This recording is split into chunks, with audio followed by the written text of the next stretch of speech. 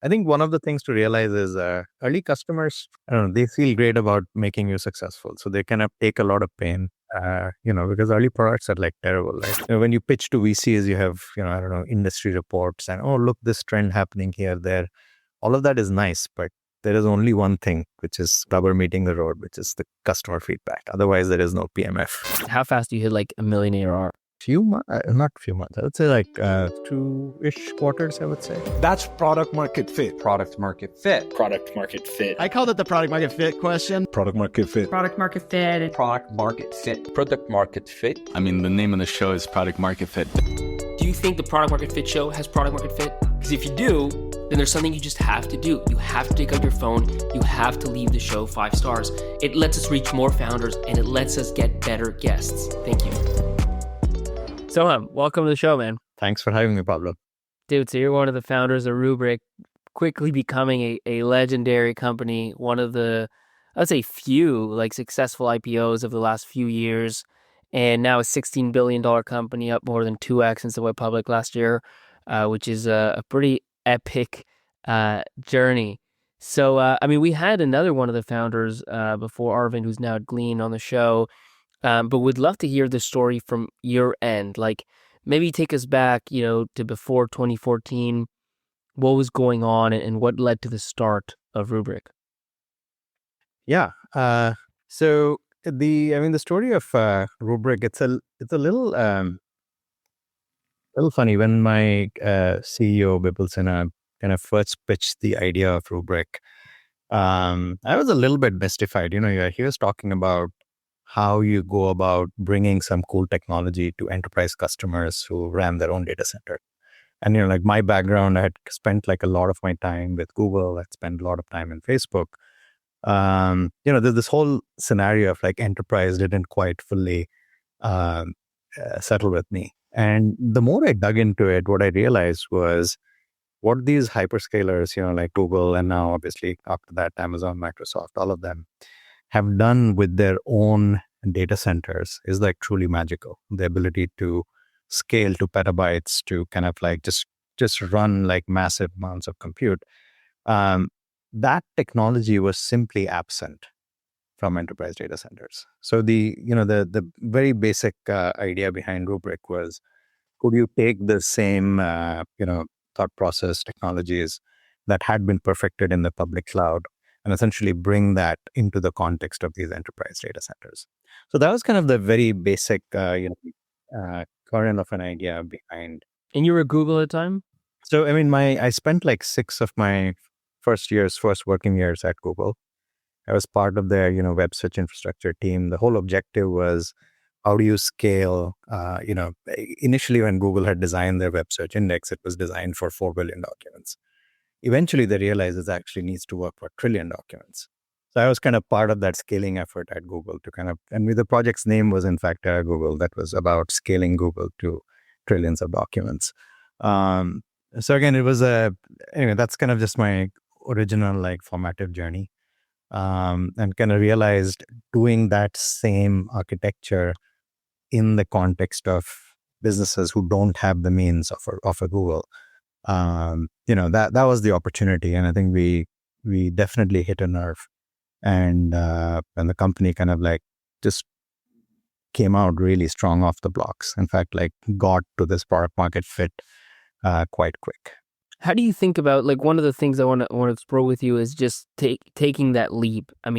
It's something that people, whether Google, Meta, or, even these days, like Stripe is a big company, Like, you're at a very successful business and you're thinking, and you've got this maybe idea that you want to jump into, you're thinking of jumping into.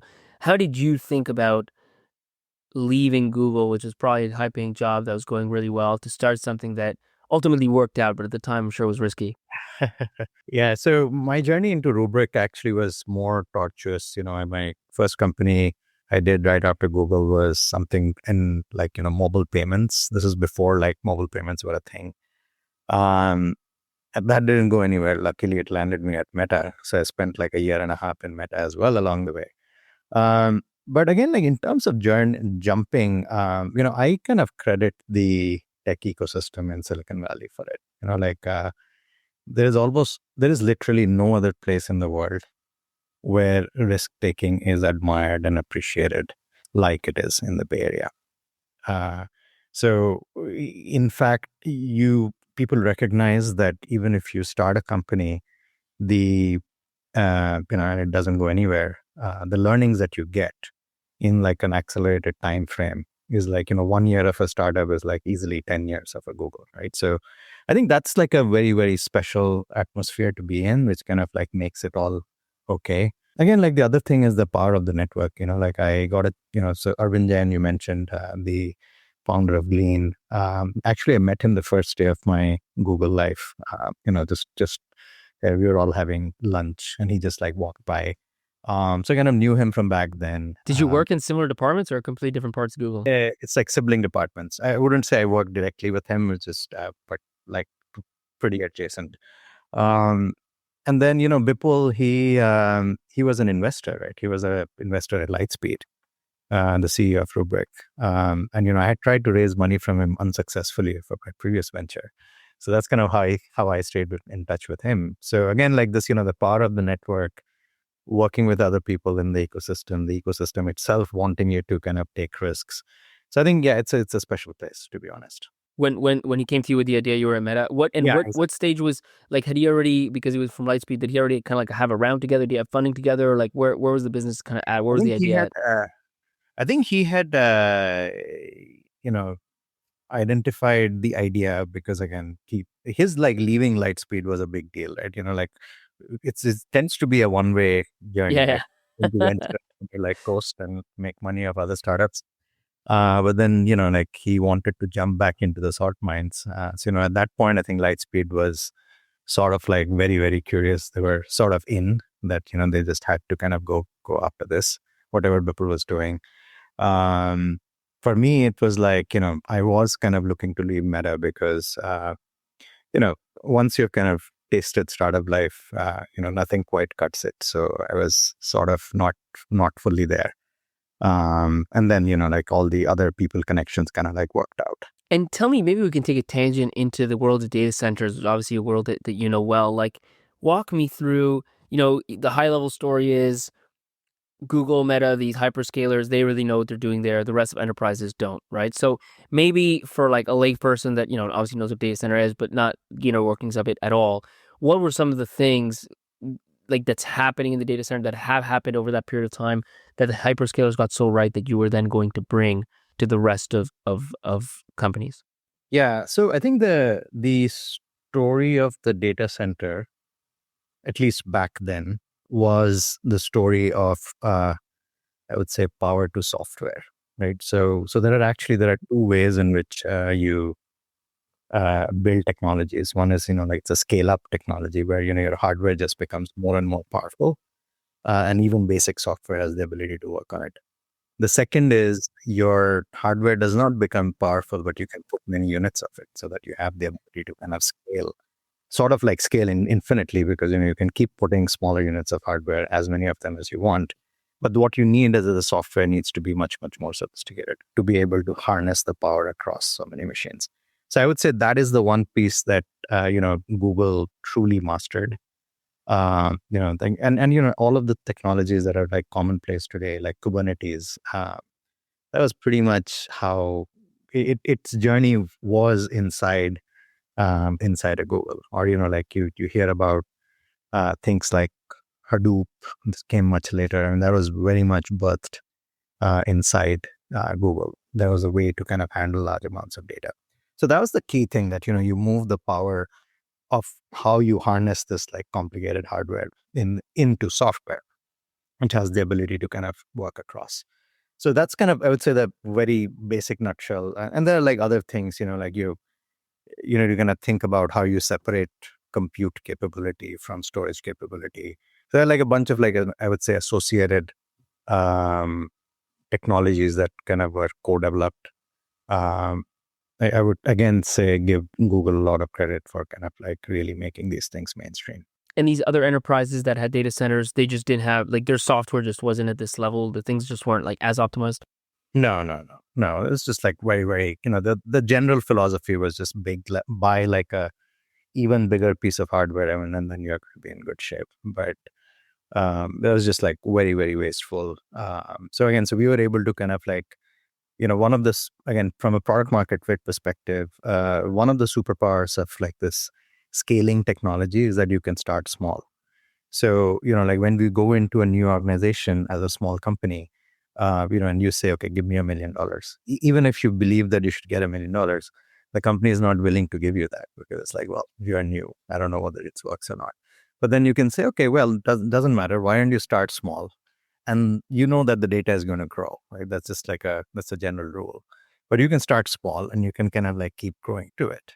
So, over a period of time, you kind of like accumulate a lot of value from a customer and have the ability to expand. So that is sort of like baked in. That was baked into the Rubrik architecture from day one, which kind of really helped them, eventually get great scale.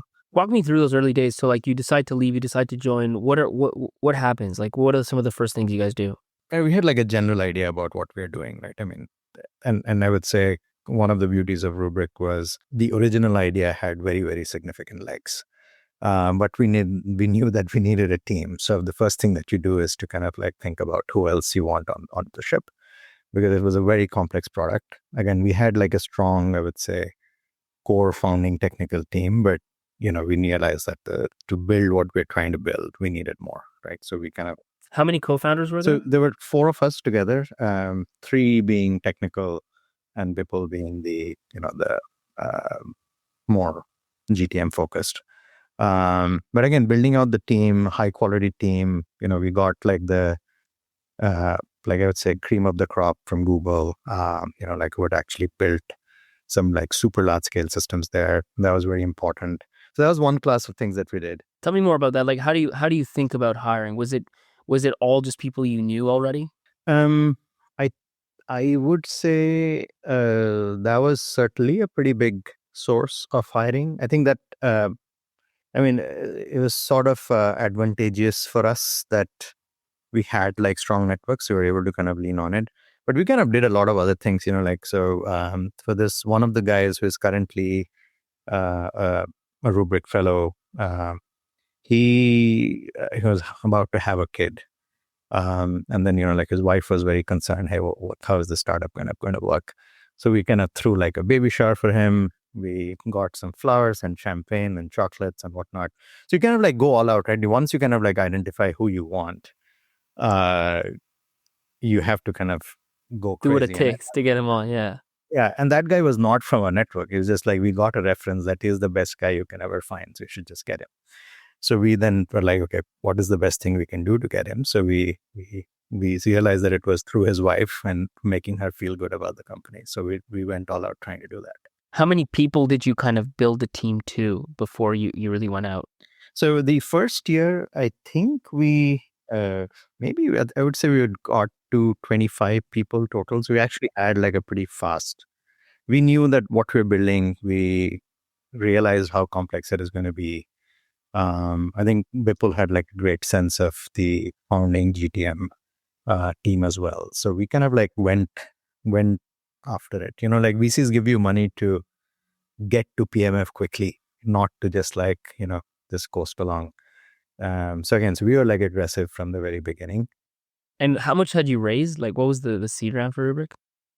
10 million? Yeah, so that was one investment. I would say on the product side, one of the good things that we did was we hired like this SDR, which got us in front of a lot of customers, which was great. So from all of that feedback, what we realized was, as much as it is about like bringing modernization to people's data centers, people wanted to connect to the cloud. And so they simply did not know how they would do it, right? And, cloud was a thing, AWS would say, hey, you get these free credits and so on. Just come over. But like, it's not very easy to come over.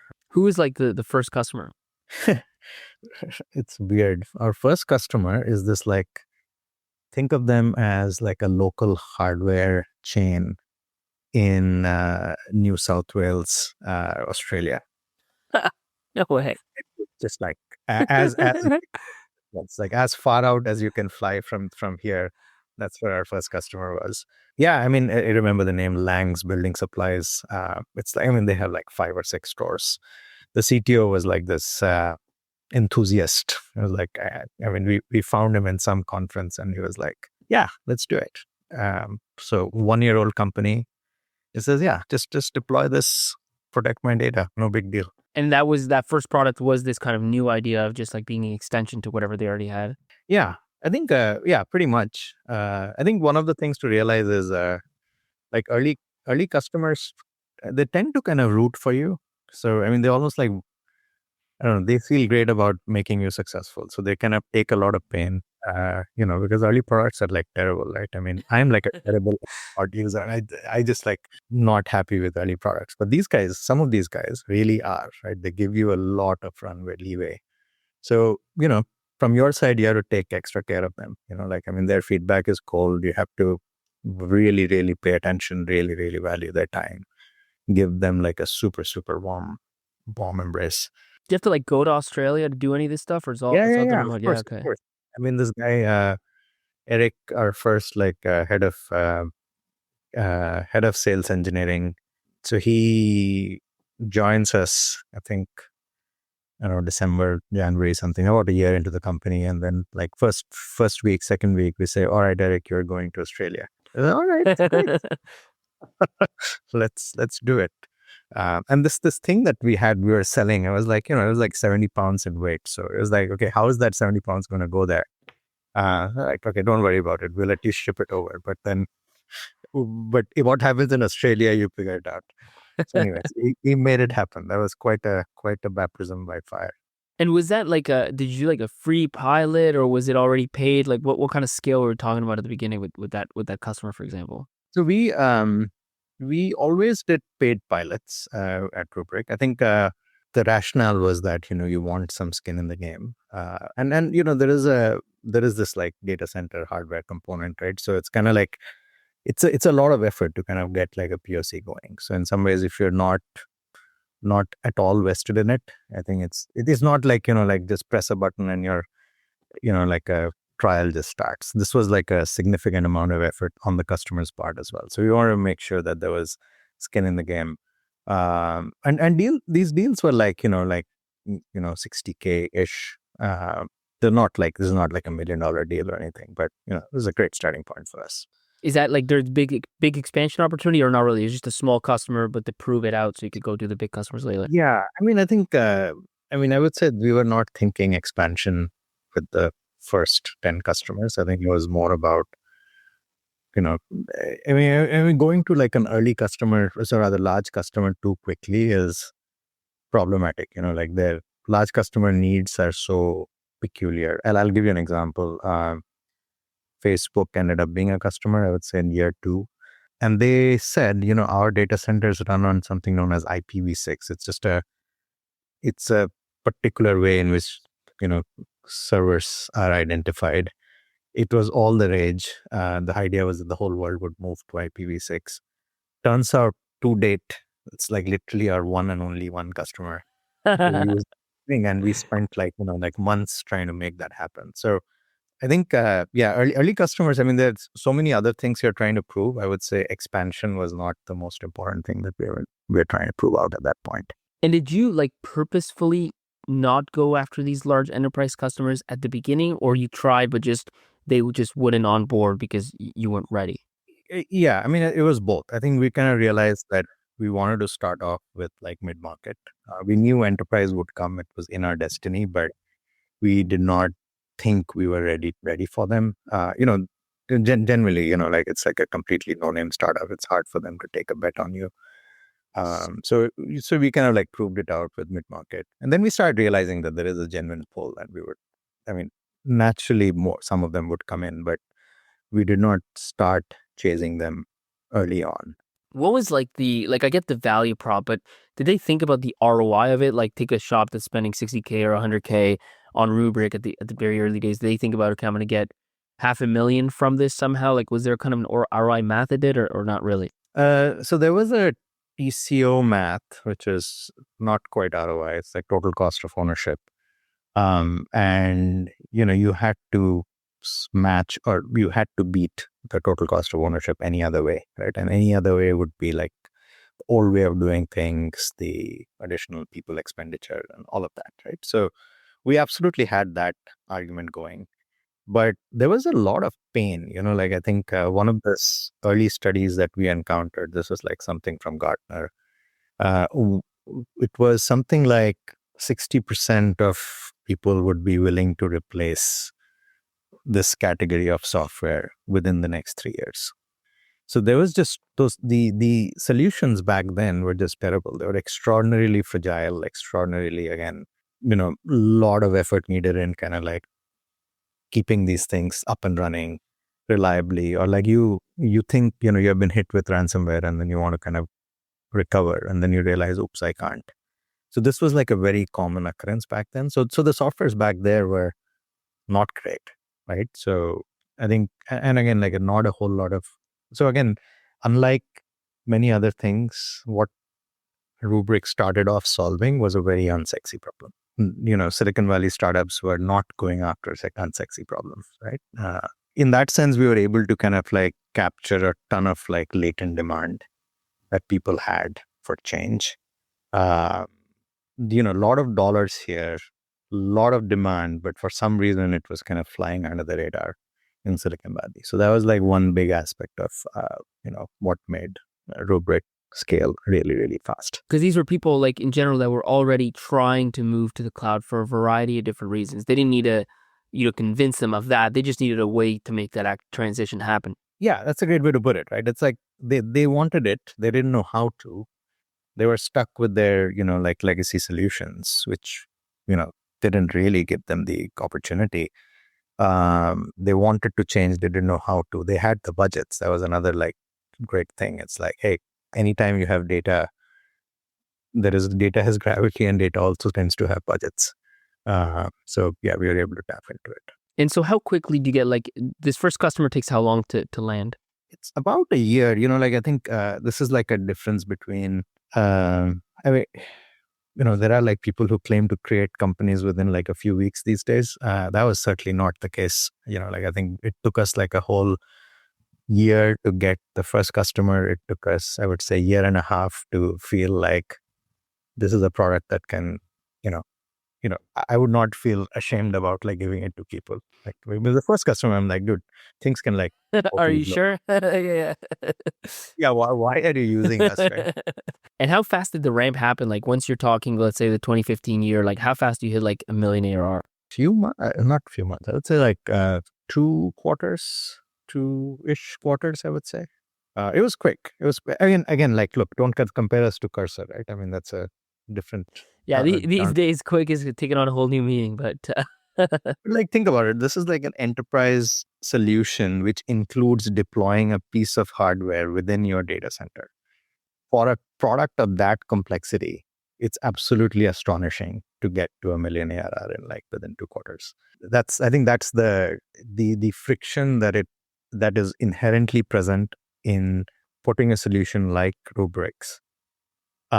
Despite that, to have that ramp, I think was quite extraordinary. And it just showed that from a product market fit perspective, I mean, I would say Rubrik is one of the, it's quite incredible how solid a fit it was able to find early. Well, and this is part of the thing, like, the friction cuts both ways. I mean, and the lack of friction too. Like these days, a lot of these apps, these AI apps are so easy to use and onboard that everybody wants to give them a try. And it's great. It leads to insane revenue growth, but it also, I'm sure in a lot of cases, leads to crazy churn. Whereas I would assume with Rubrik, for the ones that installed it, retention, you tell me, but what did retention look like? Yeah, sub 1% churn. Right? It's like, I'm glad I'm not there yet because I don't know the exact numbers, but like churn was just not a thing.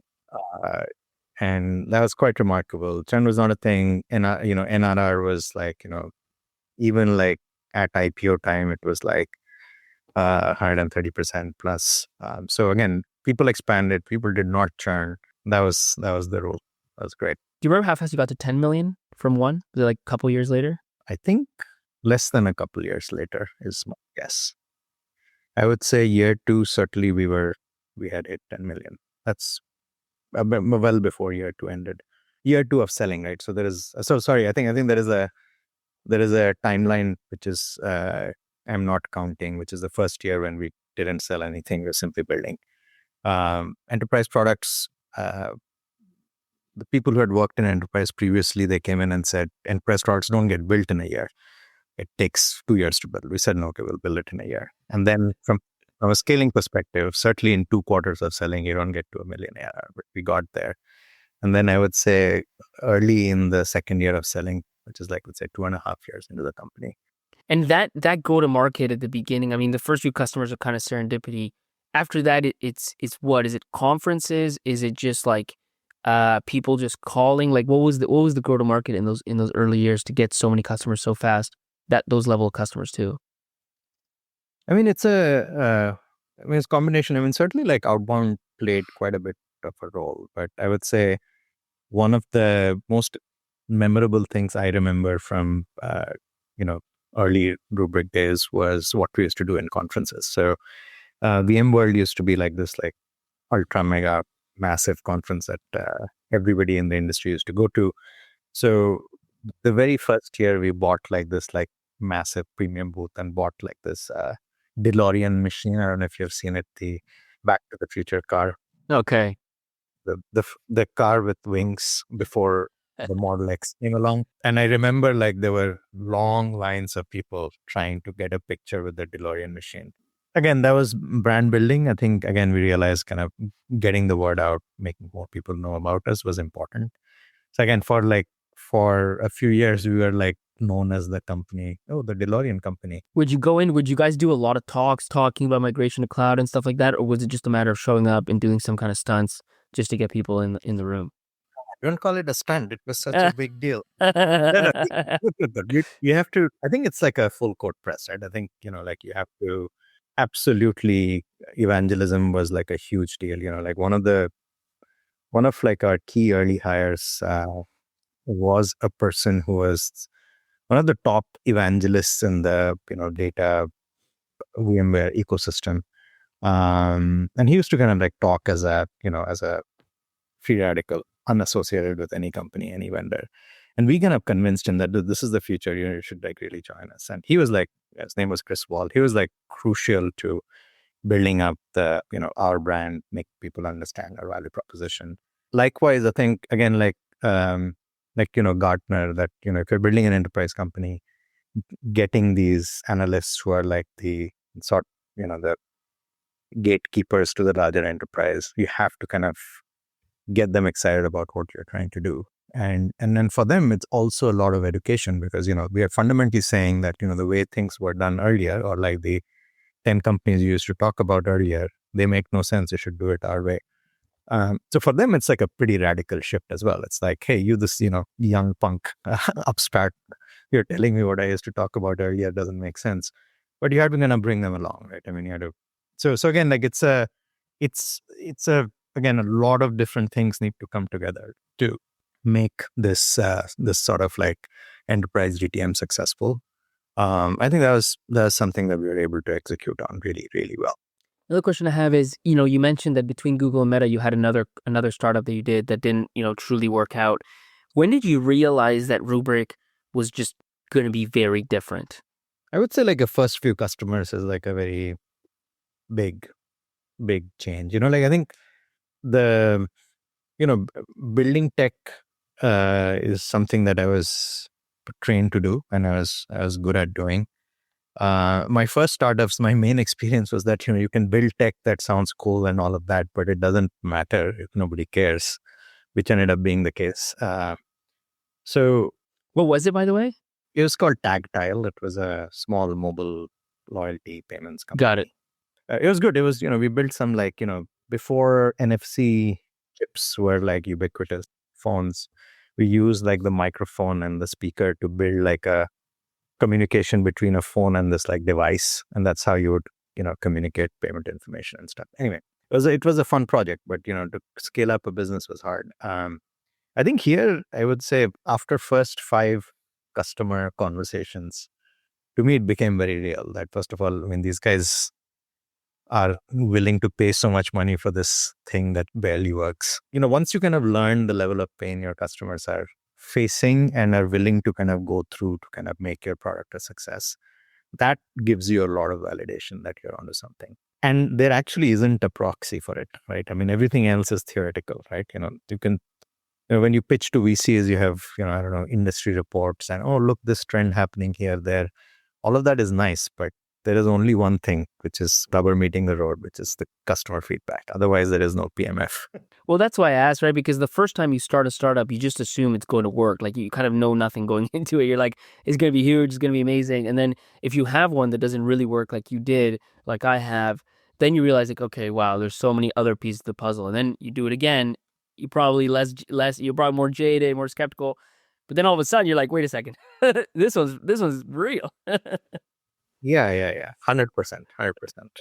And then maybe fast forwarding through that story a little bit, like just another point I want to talk about really quickly is when Arvind, I'm just curious on your take, like, 2019, Rubrik's absolutely crushing it. One of the co-founders, Arvind, decides he's going to go start Glean. I asked him, for, when he was on, like how he thought about that, why he did that. I'm curious, like just from your perspective as another co-founder, how you saw what he was doing. I mean, that was a agonizing moment for us for sure. Like when, like Arvind, he'll probably not say it himself, but one of his superpowers is hiring engineers. Like he shakes hands with engineers and they just like want to work with him. So that was, I could see that. So we're a little bit worried about, we have this like team of 300 engineers. How are we going to kind of keep it together?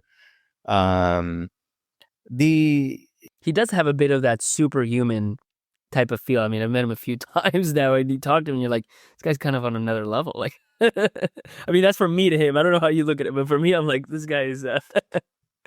And I admire him a lot. I think his thing was, I think this search was something that that was his problem. Like he really wanted to work on it. So ultimately, I think like when somebody decides to pursue a certain avenue passionately, all you can do is support them as opposed to trying to fight it. Right? It's just never going to work. So I mean, it was certainly a moment. I would say again, like this is kind of where building a high quality team matters, right? I mean, one of the aspects of high quality teams is resilience. I was there. My other co-founder, who also happens to be an Arvind. Between us, we kind of like figured out how you would run the engineering team. I think, like we had also hired very, very well. So again, like overall team was in a great shape. I would say from a customer perspective, we were, I would say like, I don't know if you know this, like, so Microsoft was like eventually became an investor in us. And the reason for that was that we were the biggest driver of data into Microsoft Azure. Even to date, we have, driven like a few hundred petabytes of data. Was that the cloud that you tied into specifically, or did you tie to all the clouds? I mean, we were agnostic, but we were actually the biggest to Azure, second biggest to AWS, something like that. So I guess where I'm going with this is that it was clear that the company is doing well, right? So that's number one. Like if a co-founder leaves, and you have to answer two things. First of all, again, are you doing something wrong? And that's the reason why the person is leaving. And the second is, if you have answered that, and in my case, it was clear that, that every business metric, every, usage metric, whichever way you define the success of the company, it was all there. And the second is, how do you manage, which is he leaves, like, do you have a team that has the ability to keep going? And we had, luckily for us, like both of those metrics held up, and we were able to kind of keep going. But yes, it was, personally, like that was pretty close to him. So it was quite a bummer to kind of see him leave. Well, it's funny. Like I've asked him now a couple times. Like, man, you start something, it's absolutely crushing it. Why would you leave? You know what I mean? Like, but anyway, it seems like he had a strong pull, and obviously Glean has worked out. So that's exactly. So then you that was like 2019ish or whatever. Obviously, you stayed there. Did you how do you decide? I mean, yours is kind of post going public. Like, had you thought for a while that you were going to start something else, or how does the idea for your new startup come about? Yeah, I mean, for me, like I would say 8 years into the company, I had, from a personal perspective, I had kind of realized that company has reached a certain stage where, I could kind of like take a step back and it would be fine. Maybe I could have done that earlier too, like AJ did, but I didn't quite feel that back then. So that was one. And the second thing was, like, what do I want to do in my next chapter? I think certainly one option was, like Rubrik has taken like a lot of like leaps, like in the, I was actually part of like the security pivot that kind of Rubrik did. So that was like certainly an option. But, even for me, my own like personal tech journey sort of like started with search as well. So kind of like search, being able to extract information from data, being able to do, get insights from data. This is sort of what I was doing in my, very, very formative years. So that was like a problem that was always at the back of my mind. The second thing was, again, like within Rubrik, as it kind of was kind of making its journey from this small startup to like a much, much, much more bigger one. I tried becoming like this data guy for Rubrik engineering unsuccessfully, because again, realized it's not an easy problem to solve. So kind of it was at the back of my mind that I care about finding information. It's very hard to wrangle information. Can we do something about it? And then fast forward to 2022, end of 2022, kind of with ChatGPT and so on. This one kind of realized that, well, if there is one moment in the sort of history of technology where there is like this quantum jump in terms of like what you could do, this was the moment. And again, this problem was kind of like very close to me, which is,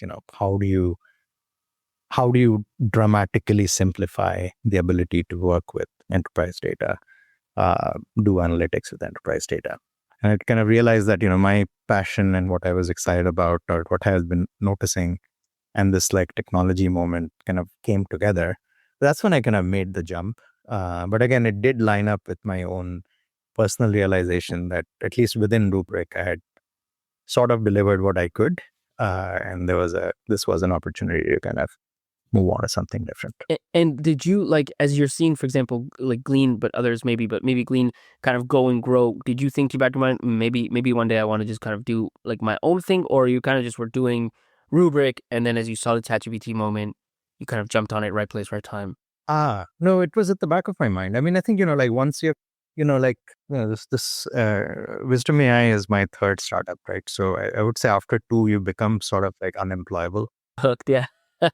Like there was like, I knew I couldn't like really just work anywhere. So that was just out of the question. I think, like venture and so on are potential things. But, like venture capitalists have to look at 10 ideas and hate 9 of them, back 1 of them. I tend to be a guy who just ends up liking 9 out of 10 ideas because I'm like, oh, that's cool. We should. So, I'm just an optimist by nature. So, like for me, I realized that I had to build rather than pontificate or, judge others building. So anyway. Tell me more about WisdomAI. Like you have like Looker, Tableau. Like, is it in that vein? Sigma Computing is one that we had on the show recently. Like, is that kind of the space you're playing, or is it different? Yeah, I mean that's certainly like one way to think about it. So the way data analytics has been done, or if you look at the tools, you mentioned a bunch of tools. The way I look at it is they are sort of analogous to Photoshop. Like Photoshop is something that graphic designers use to create their whatever cool artifacts that they wanted to create. They are simply not, if an end user has ever tried to use Photoshop without the training, they would like die. It's just not going to work. It's just way too hard. And is that true of Sigma Computing as well, specifically? Sigma Computing works so it's like a spreadsheet-based solution. So spreadsheet is great for a certain class of applications. Like I think financial folks really love using spreadsheets, and it's great. But again, like the power of chat is just like, yes, everyone can speak. Exactly, everybody can speak. And the second thing is, like I think again, like analytics is actually more, your data is more diverse than something that just fits into a spreadsheet. We have customers who have tabular data, who have PDF data, they have JSON data. There's just like such a big variety in the modalities of data. that ultimately to build a solution that does, sort of like universalizes analytics, you need the ability to work with a variety of different form factors. The other big thing is, because these tools were designed for specialists in the past, the prep time to kind of get data into like perfect analyzable shape is enormous. So in fact, like you would have these like 6-month long consulting agreements before you can even deploy some of these solutions. And that simply is kind of in my mind, it's quite ridiculous. You should be able to just start working immediately. So, our value proposition is how quickly can you get started working? How simple can you make it? Can you make AI do work for you behind the scenes? Like why is it an active process? Why don't you think about proactive? Like every morning you should know what is it that you should be looking at.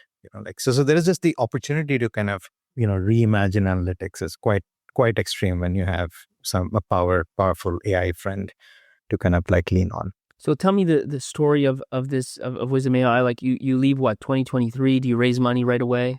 Yeah, so we've been doing this for about 2 years. So we raised a seed round as well. How much was it? It was like 15 million total. Again, like my co-founders, they're essentially folks I have kind of worked with within Rubrik. So there's like a strong bit of a Rubrik mafia here within the founding team. And I would say for the next year or so, we also focused a lot on just building the product, not thinking about customers necessarily.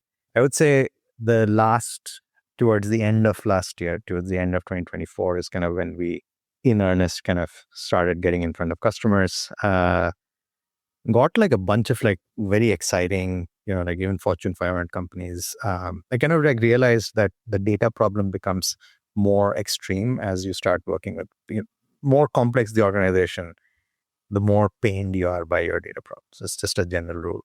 So you kind of like realize that we are getting like a lot of pull even amongst like larger organizations. There is also like, I would say between 2023 and 2025, 2023 AI was a curiosity. I was like, okay, sounds cool, don't know.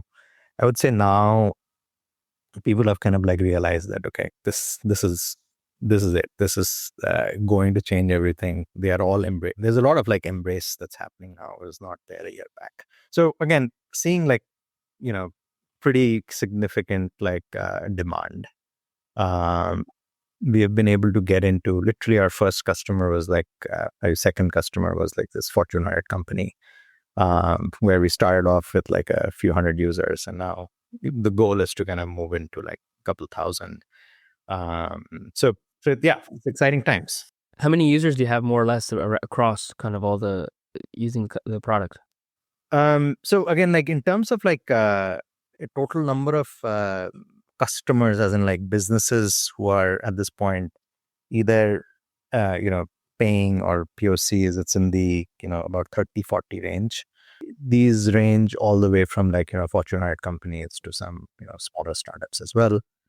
The number of like users within this, it's kind of that also varies. Like like large company, you have the opportunity to kind of sell to potentially thousands. Smaller companies, they will forever be within like 20-30 users. So there's a full spectrum for us. And what's the hardest part of this product? Like, the chat piece, the chat interface, I mean, obviously that just kind of comes for free sort of thing, but I would presume the hard piece is for the AI to really understand what you're getting at and being able to build visualizations and grab the right data. Anyways, you tell me. Yeah. So, I mean, number one is accuracy, right? So like when you say, okay, tell me how revenue is going, right? So it turns out like, revenue is a piece of math that needs to be done, and it needs to be done with like great amount of precision. Like you cannot make up a number. You cannot, like two people ask for revenue, they can't get different numbers. Don't make assumptions. Don't hallucinate. So all the things that you hear about like AI's challenges, they get dramatically amplified when it comes to analytics. And this is probably the single biggest difference between what we are doing and something like Glean or many of the other, let's say, consumer products that are trying to build data chat. So that's one, like tremendous burden on accuracy and trustworthiness. And what you need to do, and to be able to kind of like do this, you need to understand the bespoke semantics of particular organization's data. Because again, even if conceptually everybody makes money and everybody has revenue, how exactly the revenue is calculated and like where exactly is its bits and pieces of it is stored is different from organization to organization, right? So again, like capturing semantics, removing ambiguities, not having hallucinations, making it trustworthy. So this is kind of, I would say, the core of what we need to solve. And then like when you're talking about like, more from a usability perspective, how do you kind of like, you had to think about visualizations, like how there is a lot of like this visual storytelling that happens within analytics. So that is something that you have to be really excellent at. And again, like lastly, the ability to kind of again like work across different data sources.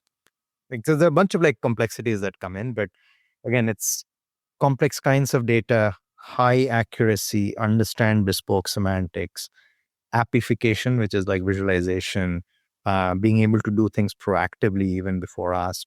So it's a big gamut of problems that you need to solve, and it's kind of like it's different from the some. I mean, some are common, but like a lot of it is very unique to this space, versus like problems that let's say a ChatGPT is solving.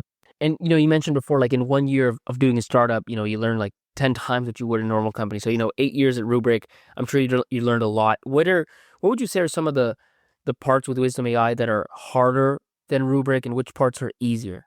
I think so. Okay, a few things. The easy part is easy to describe. Like there's a lot of chatter about AI. Everybody's excited. Everybody wants to do something, right? So versus like, so easy to say what you're doing, and people say, "Oh, yeah, that's nice and cool."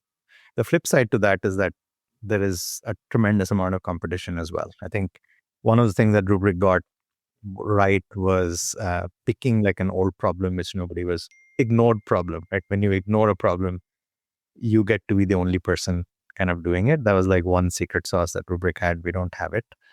On the flip side, there's this like general enthusiasm for people to understand what you're doing. It's much, much, much higher, right? I mean, Rubrik, we didn't get a chance.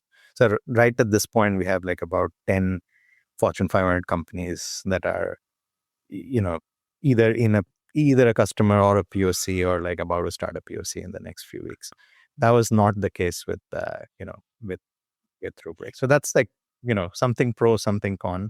I would say on the technology side, they're both hard problems. I would say AI introduces this quality engineering as a huge requirement. How do you make something trustworthy? This is very different from, Rubrik's brand of engineering, which was much more deterministic. So again, as an engineering problem, this like working with non-deterministic systems is like a pretty big change. I would not call it like easier or harder, because again, like Rubrik also built like a fit. It's just very different in terms of how you approach it. And again, like going after a place where there is no competition, you are bringing in new technology versus a lot of competition, but there is also a lot of enthusiasm. So it's quite different between the two. Would you say, knowing and having seen and felt what product market fit really is, would you say you have that at Wisdom AI? I would say we have strong early signs of it. A few things that give me a lot of was quite exciting was when we land into some of these like large organizations, the ability for us to be able to spread, that's quite remarkable. Few of the things, so that's one. The thing that kind of like bothers me about what we are doing is, the moment you're talking about like business data, the security and legal scrutiny is very, very high. So, like I cannot just say, here, try it. It'll just like solve all your data problems, because the guy will be like, hey, my legal guy is going to like kill me.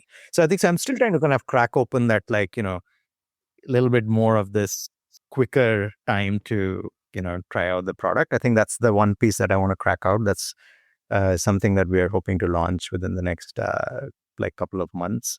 But again, like what's exciting and which makes me feel great is the customers and the POCs that we have we are in, it's amazing to kind of see the customers' engagement and the desire for them to bring their own friends once you are kind of in. So yes, it's early signs, but feeling good.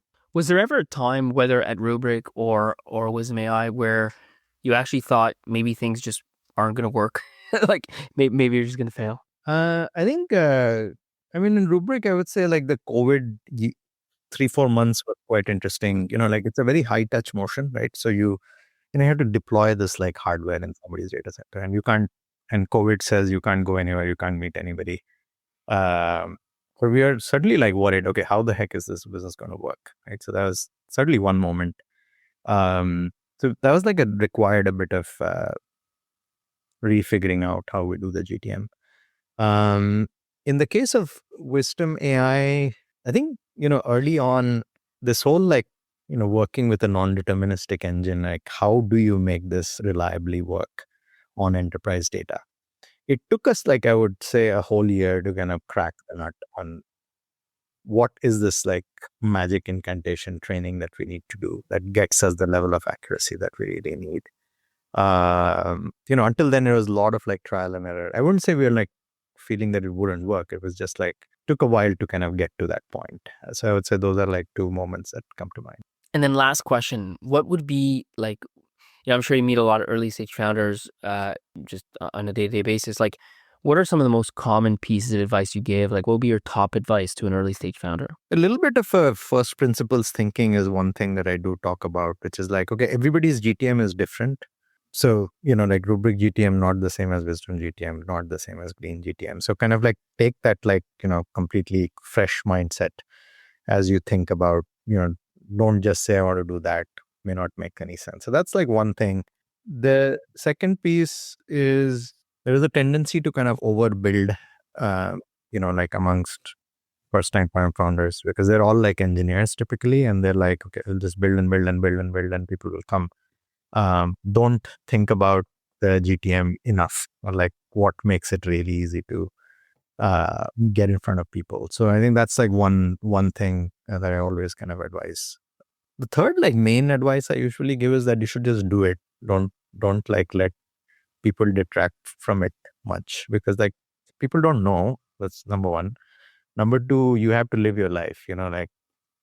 If somebody has made $1 billion and you're asking their feedback, and it's okay, I made it this way, and yours doesn't quite fit the bill. Well, it doesn't matter. You have to do your own thing.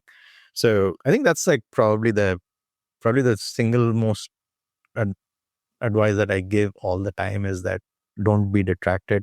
You have decided to do this, go ahead with it, and it's going to be okay. There are many paths to being great. Many of them go through failures, but so what? You just got to. I love that, because startups are fundamentally a game of action. You got to take decisions, you got to move forward, you got to get stuff done, and some will be right, some will be wrong, but you can't. There's no theory that will lead you to the promised land. You know what I mean?